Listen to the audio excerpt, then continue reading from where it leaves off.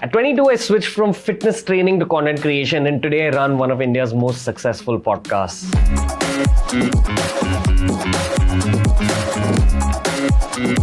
We've never seen this side of the podcast. Wow, this is some equipment. Yeah, now it feels very normal. It feels like it's a part of the room, but it is overwhelming when you think about it. How's your day going? Good, dude. Just figuring out who the guest is today. Because if you're releasing 3 podcasts a week, you get very little time to yourself, honestly. But I'm used to that now, and I enjoy the fame, honestly, dude. It's nice. You started with YouTube at a time when it wasn't really that popular. What was your mantra back when you started? And what's been the mantra till now? The mantra has always been to use social media to build businesses. Like, that's why I began social media as well. I was trying to launch a business and someone said that to market it, you should use social media. And the deeper I got into social media, the more I realized that this is like a business in itself. And it's true.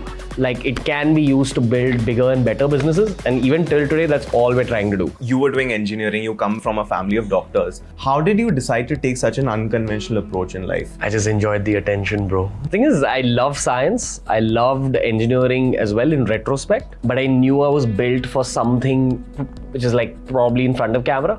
I just really enjoy this job. Like, I feel like a kid every single day that I'm at work. I also feel this career in general is unconventional because it's not been there before. I think when you're having a lot of fun doing a particular job and you somewhere have that business acumen to know that this is going to bring you money in the future, you're all right. If you could remember one turning point in your journey, what would that be? So to pay the bills in year 1, I used to be a fitness trainer. Paid for my camera, my early salaries through the money I made through coaching.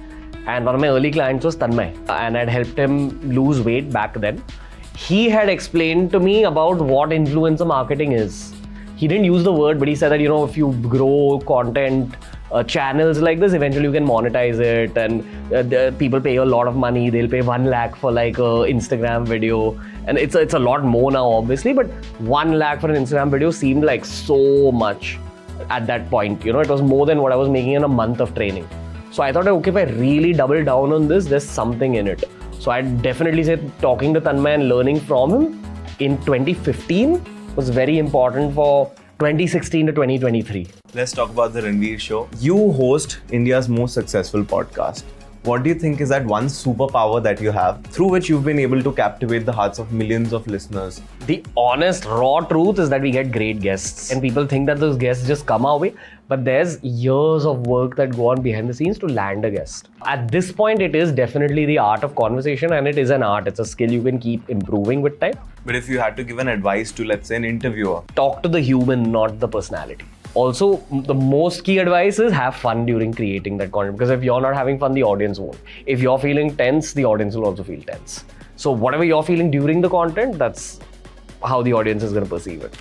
So try doing a little once in a while. Like, that's the only real advice I feel. What are your plans for the future? How do you see BeerBiceps going in the next 10 years? In the next 2 or 3 years, my entire focus is on Level, our meditation app.